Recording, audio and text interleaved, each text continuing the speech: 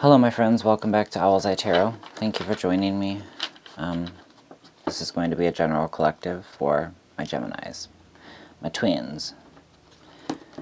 Anything you need to know about the channel is in the description box below, along with my email if you need a private reading. I have cut the price on my private readings, at least until June 1st. The description box has the details on that too. What else did I want to say to you guys? Can't remember. The U that ends with the word tube. It's been a real fucking pain in my ass.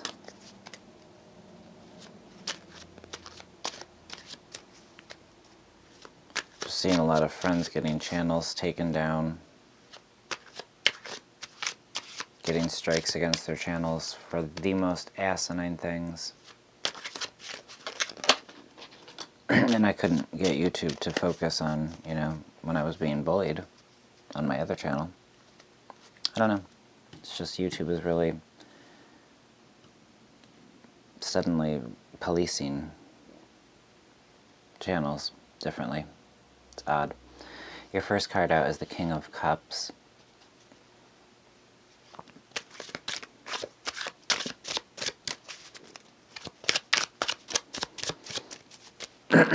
I'm going to start, Gemini, with getting you your tarot cards from the White Sage Tarot by Teresa Hutch. And then we'll get a Shamanic Healing Oracle card for you. Your second card out is the Seven of Wands.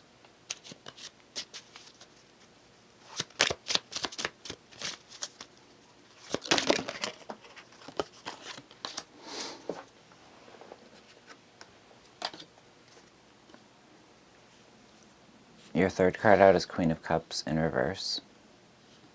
And I'm going to take it that way, because I feel like it's supposed to be. Fourth card is the Fool.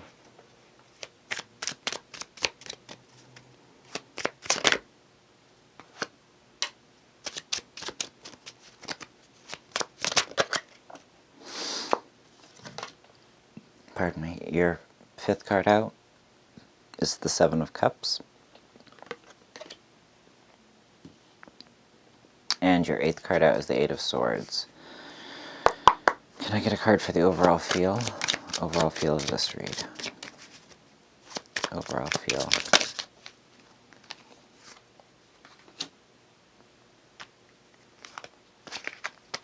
Judgment and the Six of Swords.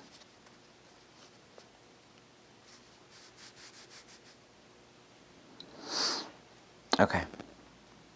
Alright, at the bottom of the deck we have Knight of Wands. So a very fleeting energy, but an igniting energy, right? It's an energy of creative spark kind of coming through. Something that can propel you forward. Could be something like an energy burst, right? Enough to get your house clean one day. You know, something like that. Could be something very small. But some undercurrent of an energy that's fleeting. And at the top of the deck we have the Nine of Swords. So there's an undercurrent, okay, of the fleeting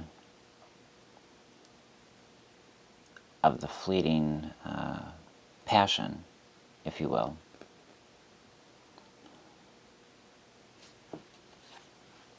And then at the top we've got the Nine of Swords, which is heartbreak, which is also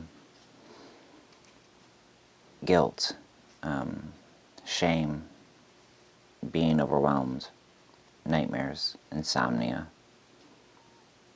being riddled with anxiety.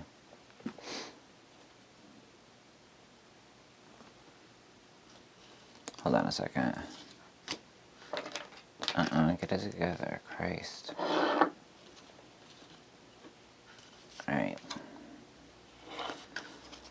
put these out here so I can really see what's going on. Alright.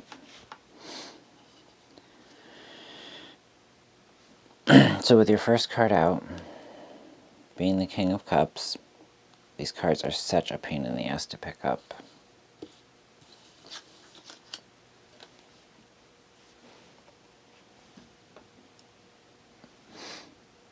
Okay, your first card out is the King of Cups. So this is an energy of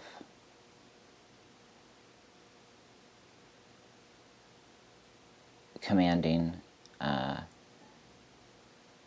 yet calm. He has control over his emotions.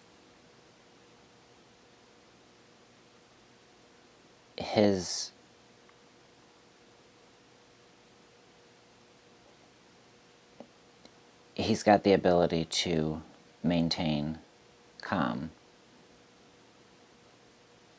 amid chaos.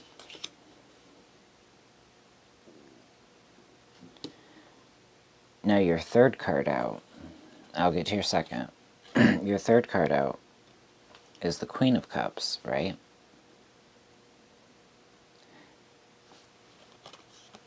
But she's in reverse. So the things about her, the emotional stability, the warmth, the generosity, her loving nature, it's flipped around. Now when I say he for kings and she for queens, that's, pronouns of that nature mean nothing. This could be a woman and this could be the man. Take it how it resonates, how it applies. Your second card out, which separates the king and queen, is the Seven of Wands. And this is a card that's about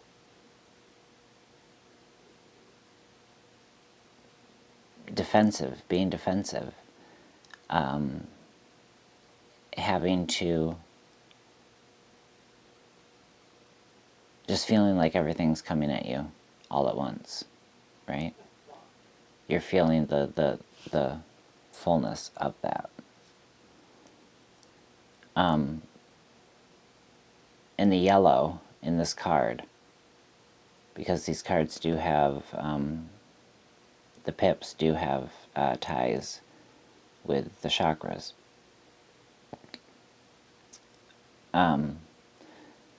So with the yellow there, that's indicative of the third chakra, the Manipura, which is about taking action, right? Moving toward your own truth. So what I see in this card is somebody moving toward their own truth. The ribbon is almost like slipping, almost like somebody is, they might get the urge to just kind of shut up sometimes because they feel like when they speak their truth, they've got to defend. But what I'm noticing today is an unraveling of the truth, which seems to be causing this friction here, right? So the fact that it separates the King of Cups in the past energy and the Queen in reverse, some truth coming out has made the other person feel very defensive, which has caused this type of relationship, right? Which they're on two separate pages. When they're like this, like look, they're a cute little couple, just kind of fucking chilling. But this bitch's world is upside down. She's at risk of losing her crown. And it's because of something that this energy, a truth that was revealed.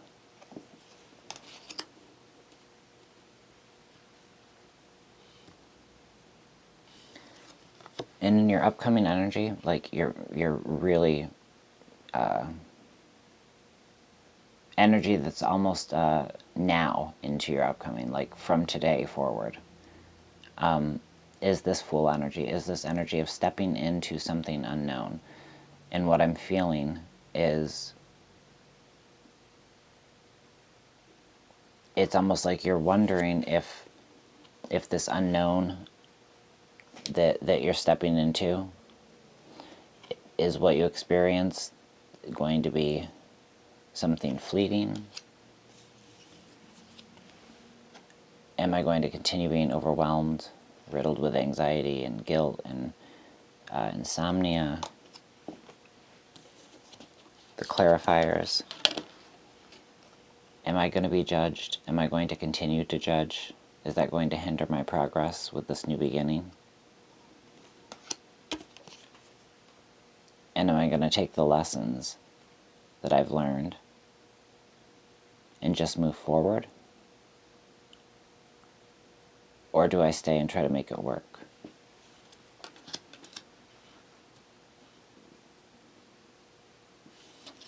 Because your next card out is the Seven of Cups, so it's choices. You've got choices to make, and you're overwhelmed by the amount of sudden choices. The green that you see at the top of the card, that's the green of the fourth chakra, Anahata, which is the heart center. It's about loving yourself and loving others, okay? But it's really about loving yourself first before you can fully love others.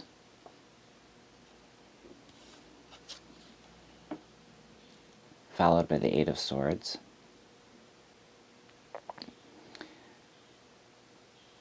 So, the Eight of Swords, that blue color, is Visuddha, our fifth chakra, which is our throat chakra. Sky expansion, it's ethereal energy. Again, it's about speaking your truth. Speaking your truth, remembering to love yourself. The Judgment, the Six of Swords has the purple color, which is for our sixth chakra, which is our third eye. So this talks about imagining your truth, creating and imagining your truth. So there's a lot about speaking your truth in order to find some balance, in order to not always feel like you're so overwhelmed with the choices. You're so overwhelmed with feeling like everything is against you.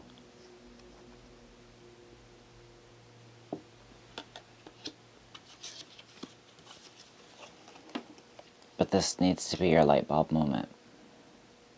This needs to be the moment where you make a choice. You make a judgment.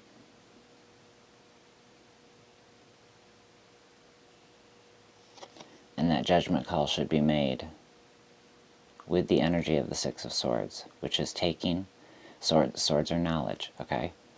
So taking all your knowledge and moving forward with it. Moving forward with the truth.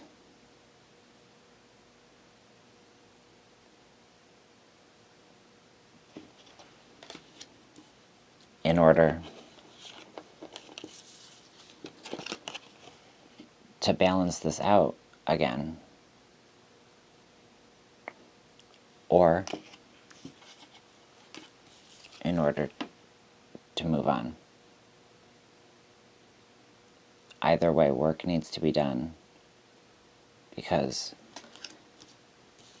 living in a state of the Nine of Swords and the Seven of Wands, I mean, that's not a nice state to live in. Picture this rose, or whatever it is. I see it as like an eye looking upward. But like all the swords are facing. It's like this card, there's a feeling of like no escape. A lot of this card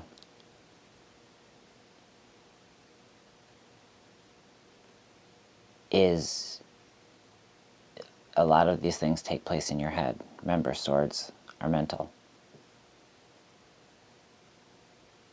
Swords are the intellect. So you have some choices to make. Somebody out there. And to the Gemini that this message was to, or to the Geminis, I do wish you the best. Let's get you a shamanic healing oracle. Let's see if it ties into the reading.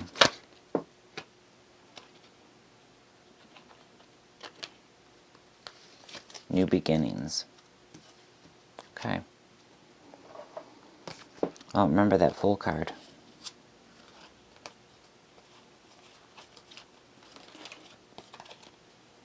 This is about new beginnings. Remember.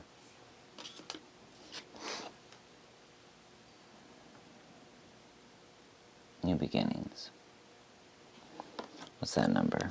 2.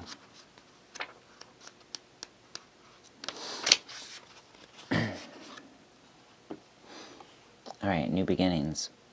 Water, emotion, energy, all life affirming and life giving. Patience is the key. Once the deluge of emotion passes, you will see that left in its wake is a wondrous new day, a rainbow of possibilities. Do not get attached to the emotions that surround this situation.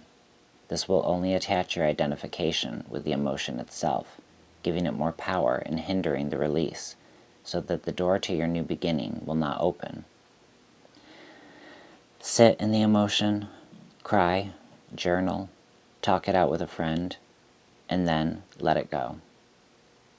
Perform a ritual if you are called to one.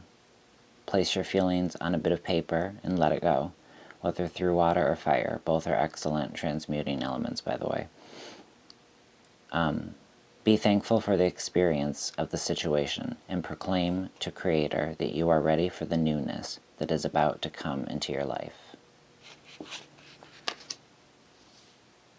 So yeah, there's a new beginning here either way, regardless of the choice that you make. There's either a healing over and a starting over, or else there's a decision that's made to leave and start over on your own.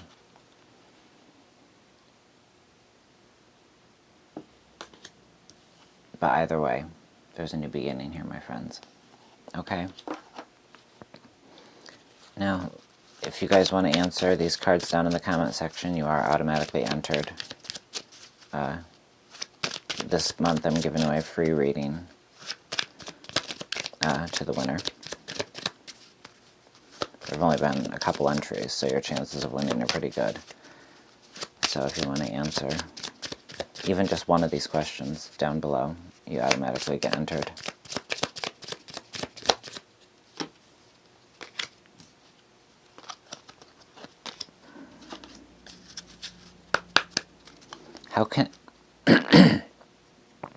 How can you create a more balanced life? How can you create a more balanced life right now?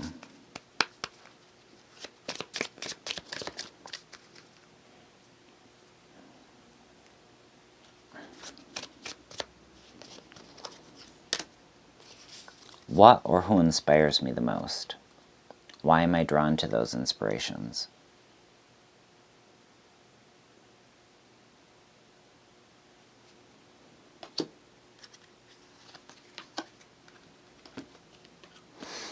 And then, what are my gifts? How can I share them with the world? What are my gifts? How can I share them with the world? Beautiful questions to ponder regardless of whether you want to write the answers down below or not.